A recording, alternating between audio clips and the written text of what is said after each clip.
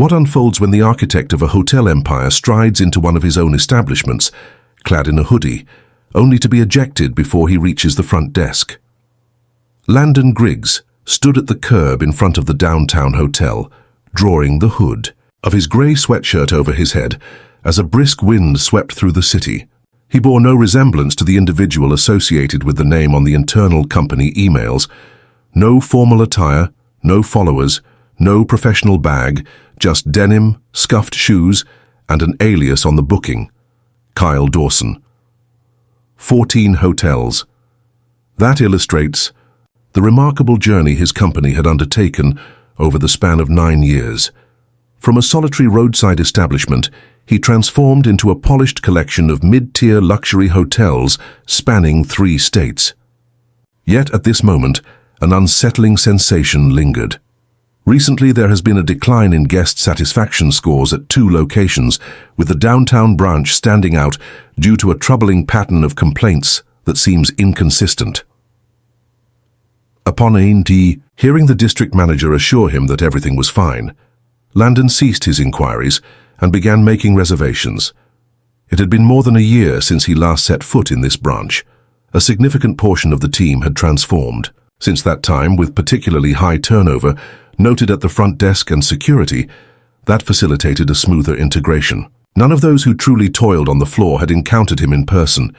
He inhaled deeply and crossed the threshold. The lobby exuded an air of grandeur: shimmering surfaces, elegant light fixtures, the smooth cadence of jazz wafting through the air. Yet there was an unmistakable chill in the atmosphere. The front desk staff remained oblivious, their eyes fixed elsewhere. A security guard stationed by the elevator observed him closely, then leaned in to whisper something to his partner. Landon made his way to the front desk. Before he had the chance to utter a word, the taller security guard positioned himself directly in front of him. "Excuse me, but your presence here is not permitted." Landon's eyes fluttered open. "I possess a reservation." The guard scrutinized him. Hoodie, jeans, no bags in sight. "I don't believe that's the case. This isn't the sort of environment you're looking for." "What sort of location is it?" Landon inquired. The sentinel folded his arms across his chest. "The type where individuals don't arrive resembling you." Landon maintained a steady tone. "May I have a word with the manager, please?" At this moment, the second security guard stepped in. "This is not happening. Let us proceed." Before he had a chance to protest, the 2 men positioned themselves beside him and began guiding him toward the exit. One of them even placed a hand on his shoulder. "Remove your hands from me," Landon said with a cutting tone. Now they released their grip yet remained near.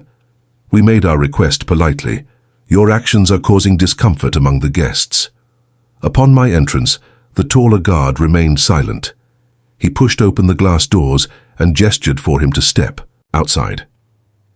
Landon stepped outside, his heart racing, not out of anger but from the sheer shock of it all. He lingered for a moment, observing the doors close behind him. Unbeknownst to them, his identity remained a mystery. He strolled back down the street, rounded the corner, and retrieved his phone. He hadn't intended for things to escalate so quickly, but it was evident that something was profoundly amiss. After a brief interval, he slipped back in through the side entrance he had surveyed previously. This time, he bypassed the lobby and descended in the service elevator to the staff level, seamlessly merging with a small cluster of housekeeping workers arriving for the late shift. He lowered his gaze and trailed behind them to the break room. "Hey there, newcomer," a woman said, casting a look at his badge. It mentioned Kyle D., a temporary employee who was reportedly beginning a trial shift in housekeeping this evening. "Indeed," Landon remarked. On the initial evening, she extended her hand. "Lucia Hayes, allow me to guide you through. No need to fret, it's quite chaotic down here. You'll grasp it in no time." Lucia exuded warmth, spoke rapidly, and was evidently overwhelmed with her workload. During the brief tour, Landon observed details that the district manager had overlooked. Inadequate lighting, malfunctioning carts, and cleaning supplies secured away, inaccessible due to a missing key. He observed a less experienced colleague grappling with a vacuum that had a broken wheel. No assistance was provided. "How long has that thing been out of order?" Landon inquired softly. "In 2 weeks," Lucia mentioned. "They continue to assure me that a replacement is on the way." "Absolutely not." They arrived at the laundry room, where 2 housekeepers were engaged in a hushed dispute over shift issues.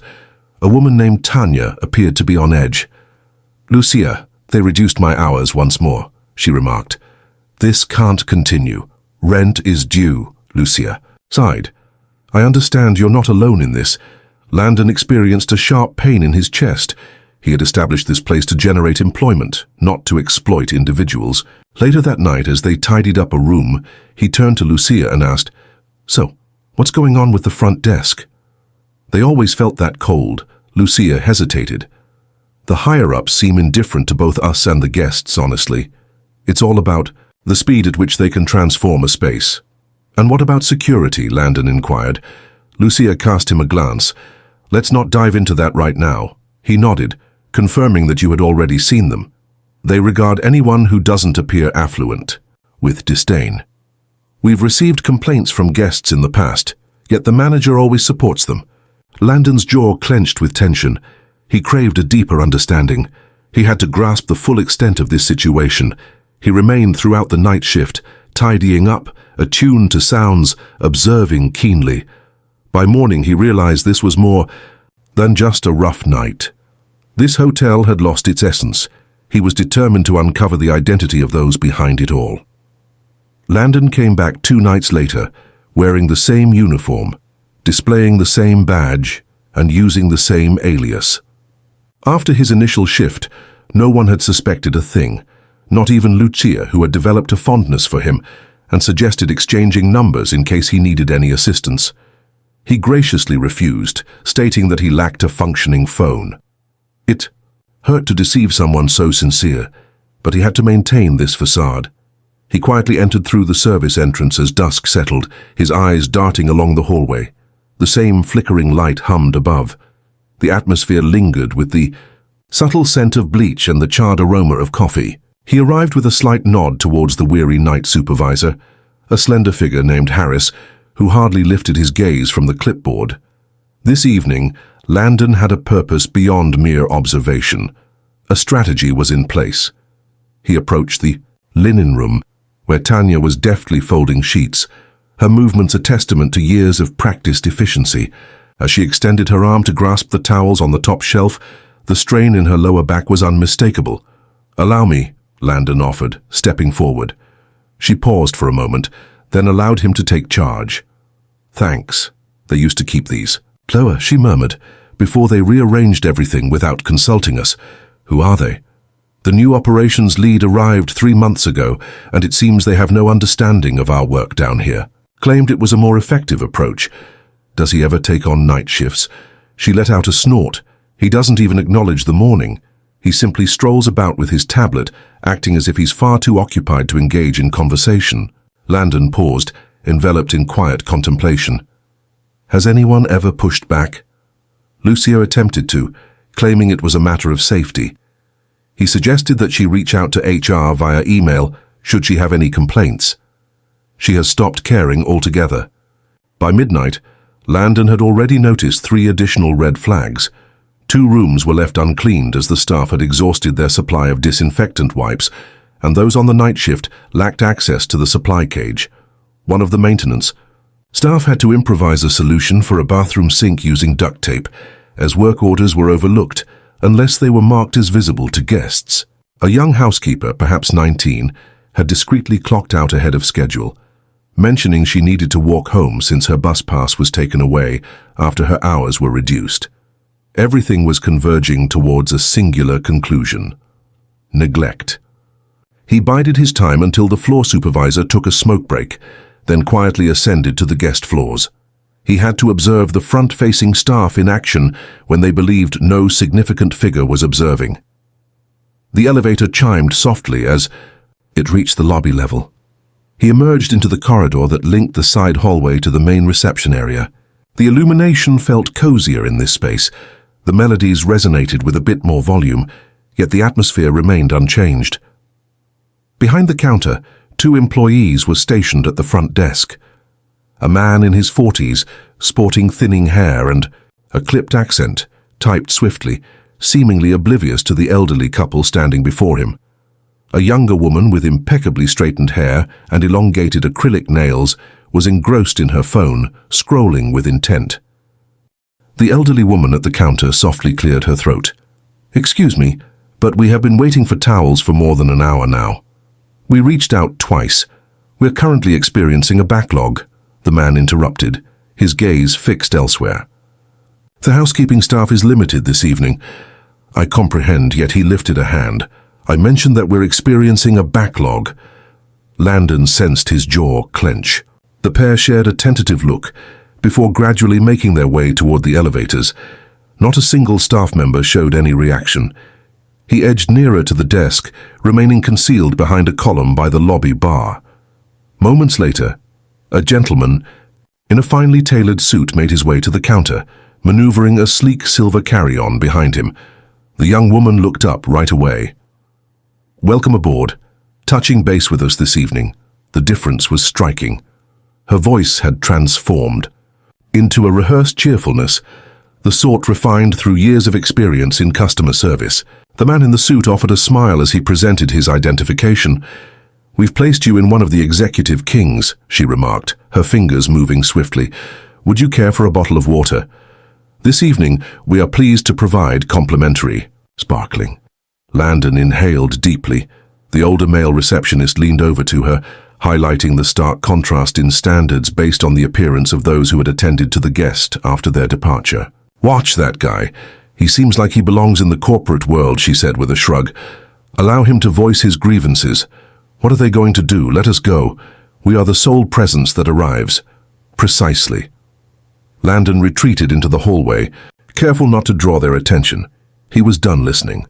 He made his way back downstairs just in time to wrap up his shift, lending a hand to Lucia as she completed the final set of rooms. She was now limping a bit, putting more weight on her right leg. "Text, are you okay?" he inquired, referencing a past injury. "It becomes increasingly uncomfortable when I stand for extended periods. There's little I can do to change that." When asked about lighter duties, she simply shook her head. "I'm not looking to receive any formal reprimands. That's the current approach. When you voice your concerns, your hours get reduced or you're shifted to weekend shifts." Landon paused. "Who are they?" She paused, considering the GM. "Her name is Dana. She's not around during the nights, yet she orchestrates everything. She's the driving force behind pushing quotas and reducing shifts. States that our performance is lacking in comparison to other properties. You've encountered her on 2 occasions. Initially, she expressed that we were fortunate to have our positions, and during a subsequent meeting, she announced that we would be under closer scrutiny. Surveillance equipment positioned in the service corridors, that sort of arrangement." Within just a week, half of the team decided to leave. Landon remained silent. He assisted her in loading the final cart, then accompanied her to the break room, where several other employees were clocking out. Tanya appeared to be in a daze. Harris found himself in a heated debate with a delivery driver regarding an order of soap that had not arrived. There was an absence of smiles. No one even glanced up. Landon quietly slipped through the side door as dawn approached, his heart weighed down with emotion. He never envisioned this outcome for his company. The following morning, he placed 2 phone calls. The initial communication was directed to corporate HR, seeking a comprehensive audit of the downtown branch's hiring practices, security protocols, and shift scheduling records.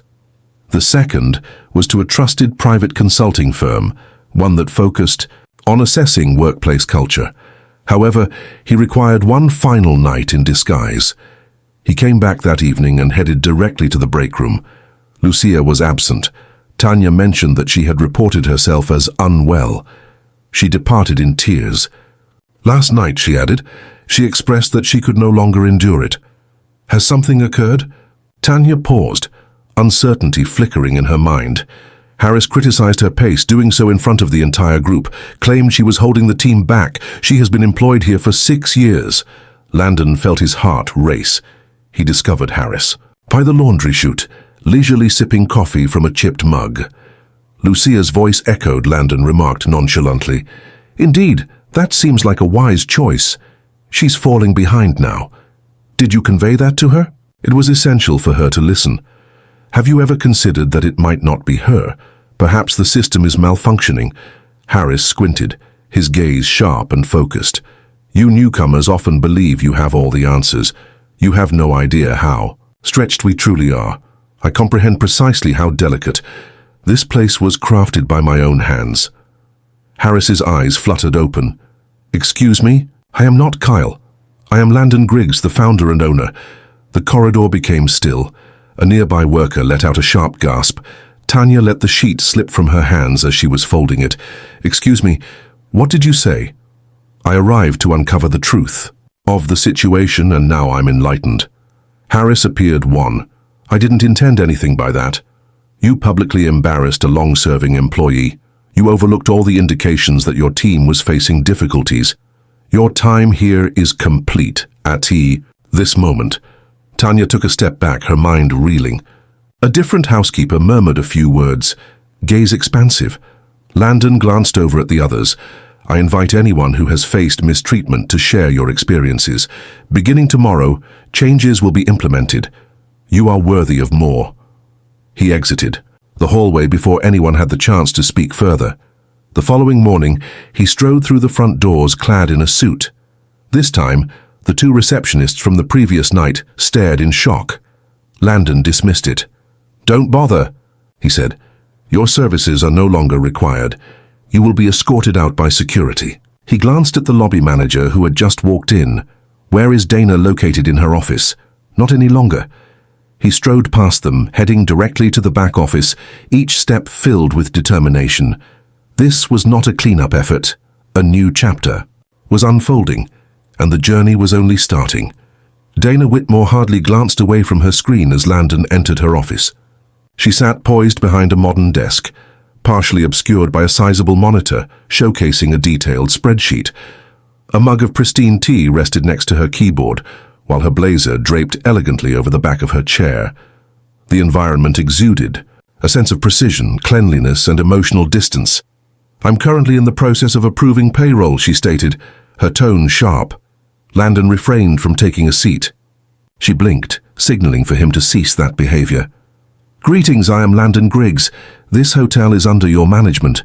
I am the owner of the company. Dana's fingers stilled above the keyboard.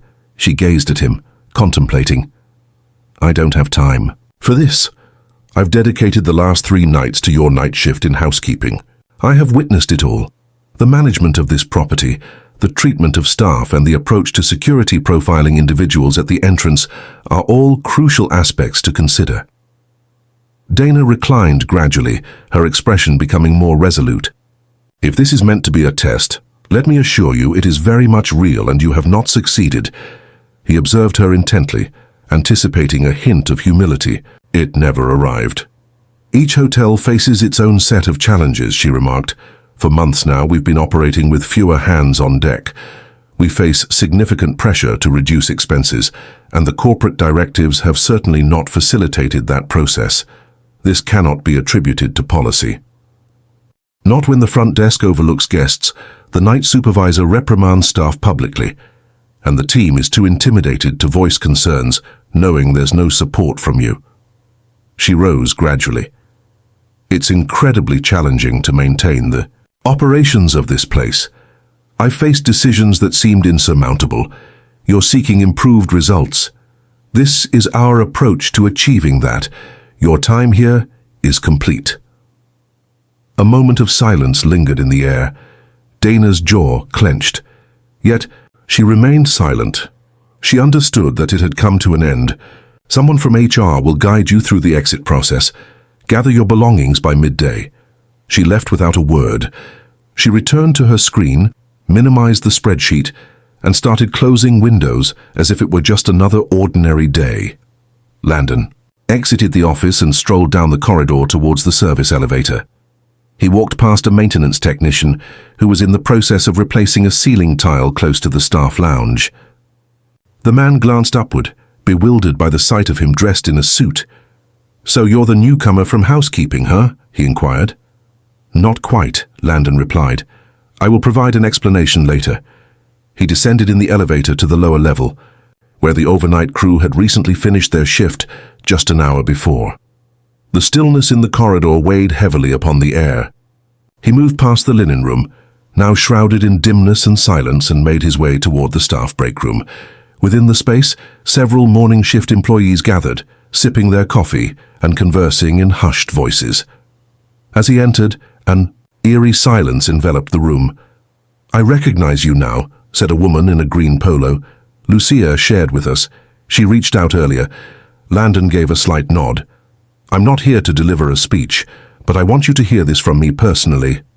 Dana has been let go. Transformations are on the horizon, and I'm not seeking understanding. I am dedicating myself to taking action." A silence enveloped the room, leaving everyone momentarily speechless. Then one of the younger employees, a man with a mop still in his hand, inquired, "Are we getting a new GM?" "Indeed. However, not right away. Until that time, I will personally manage the operations."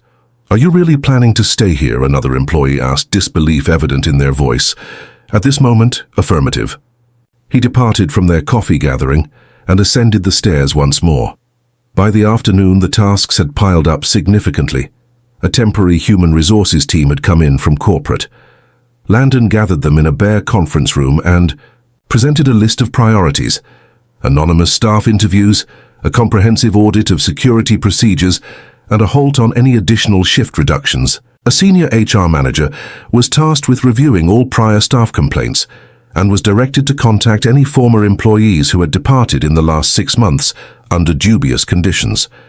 "Begin with Lucia Hayes," he instructed. "Next, locate Tanya and the remaining members of the night crew. I desire their voices to resonate." Down the corridor, another group from the consulting firm had made their entrance. Landon guided them through the lobby, highlighting the locations of the cameras, the areas where staff gathered, and the connection of the service hallway to the guest spaces. "I am seeking a thorough overhaul of the workflow. These teams are destined for failure." One of the consultants, a woman with a notepad already half filled with scribbles, inquired, "Are you planning to replace the night supervisor?" "Absolutely. But we should first gather input from the team. I seek to understand the true essence of the leadership they require, beyond mere appearances and formalities." As the sun sank below the skyline, Landon settled into the vacant restaurant on the second floor, which had been shuttered for renovations for more than a month. The perspective gazed down upon the street from which he had been led away just days before. A young woman stepped forward, uncertainty in her eyes. "Is this Mr. Griggs?" He raised his gaze. She donned a worn uniform and held a clipboard in her hands. "My name is Marion. I provide administrative assistance. I typically manage vendor invoices along with certain payroll entries.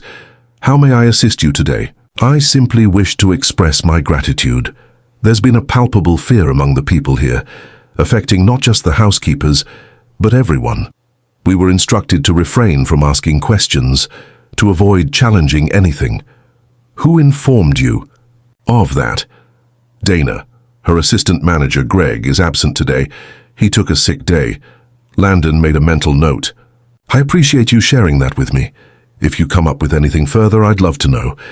With a subtle nod, she turned and departed, the clipboard left behind in her wake.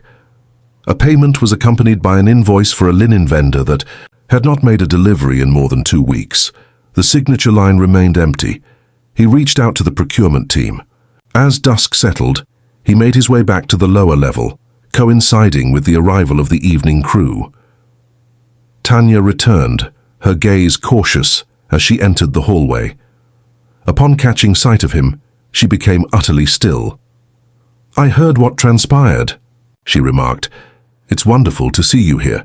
I nearly didn't. I have been submitting applications to various other locations. I understand your perspective, but I sincerely hope you choose to remain for the time being. Transformations are underway." She regarded him not with appreciation, but with a cautious intrigue. "In what way will it be altered?" "To begin with, I've revisited the maintenance budget. Fresh vacuums will be in by Friday. Supplies will be available throughout all shifts. We are currently seeking to add 2 more night staff members right away." Tanya's demeanor remained unchanged. "Time will tell." It was the most genuine reply he could have hoped for. Later that night he strolled through the halls, clipboard in hand, observing the night crew while remaining unobtrusive. He surveyed the supply closets, eavesdropped on hushed exchanges, and observed the team as they navigated their daily rituals. Everyone took their time. No one wore a smile, yet not a single person chose to leave. At 3 in the morning, he found himself once again in the laundry room. The machines buzzed softly, the atmosphere heavy and suffused with steam. Tanya was folding sheets once more, her movements fluid and consistent. "Have you ever considered taking on a supervisory role?" he inquired. She continued to fold without pause. "What is the reason?" "Your respectfulness, consistency, and ability to communicate without condescension truly stand out. I have plenty to manage as it is, even if we were to provide you with an assistant. Is there training that comes with compensation?" She hesitated this time. "I would consider it, that's all I request." He stepped away from her tasks, seeking a brief moment of fresh air outside. Silence enveloped the city. The very street from which he had been cast out now lay quiet beneath the shadowy expanse of the night sky. He was a stranger in this place, unnoticed by all. No one understood what had shifted within. Yet it was unfolding. And tomorrow it would advance even more. 2 weeks later, Landon confidently approached the downtown hotel on a Monday morning, stepping through the front doors with purpose. The security personnel at the entrance were newly appointed, impeccably attired, vigilant and courteous. They acknowledged his presence with a nod as he walked in, yet they made no move to impede his progress. That was the essence. Eliminate profiling and discard assumptions. The lobby buzzed with a fresh energy, pulsing with a new kind of activity. Guests received a warm and timely welcome. The newly relocated welcome desk now faces the entrance directly, a subtle change, yet it significantly enhances the overall experience. The receptionist on duty, a gentlewoman named Elise, rose to her feet as a young couple approached, ready to assist them before they could voice their needs. Landon lingered by the coffee bar, absorbing the atmosphere. Modifications were implemented swiftly, yet with great attention to detail. Everything unfolds, at its own pace, devoid of pretense. He made his way to the second floor, where a makeshift operations office was established in a repurposed conference room. Tanya sat at her desk, a hefty binder spread open before her, meticulously going over the room schedules. She stood tall, her gaze intent and unwavering. "Landon remarked that you were early." "I always am," she replied, her gaze fixed elsewhere. "Assists me in steering clear of the hustle. As you find your place," she gently closed the binder and turned her gaze toward him. "It's more challenging than I anticipated, but yes, I'm finding my footing," he acknowledged with a nod. "The assistant arriving today began yesterday. She's quiet, yet dependable and familiar with the carts. If she doesn't meet expectations, you'll keep me informed." "I will," Landon said as he turned toward the hallway. "You'll be coming upstairs later for the staff meeting, right?" Tanya raised an eyebrow at me. "That's not typically where I belong. It is happening now. On the 5th floor, one of the more spacious suites had been transformed into a briefing area for the transition phase. A group of housekeeping leads, front desk supervisors, maintenance technicians, and 2 food service coordinators formed a relaxed half-circle as Landon walked in. Tanya trailed behind, her gaze sweeping over the group with quiet intensity. "Thank you for arriving early," Landon started. "I want to emphasize that this is not just a mere formality. This is your hotel. If it's meant to be, it must suit your needs." He surveyed the room with a thoughtful gaze. A few acknowledged, while one of the maintenance technicians shifted awkwardly, on his feet. "We have meticulously examined each policy, every grievance and all the work orders that have been overlooked. We have begun revamping shift rotations and security protocols, and I have introduced a staff advocate, an individual outside the management hierarchy who reports directly to me. Your voice will be recognized this time." A woman positioned towards the rear lifted her hand. "What occurs when the temporary phase concludes? Do we return to how things used to be?" "You tell me," Landon said. "If this team thrives on internal promotions and regular feedback, we will maintain that framework." Tanya's presence is significant.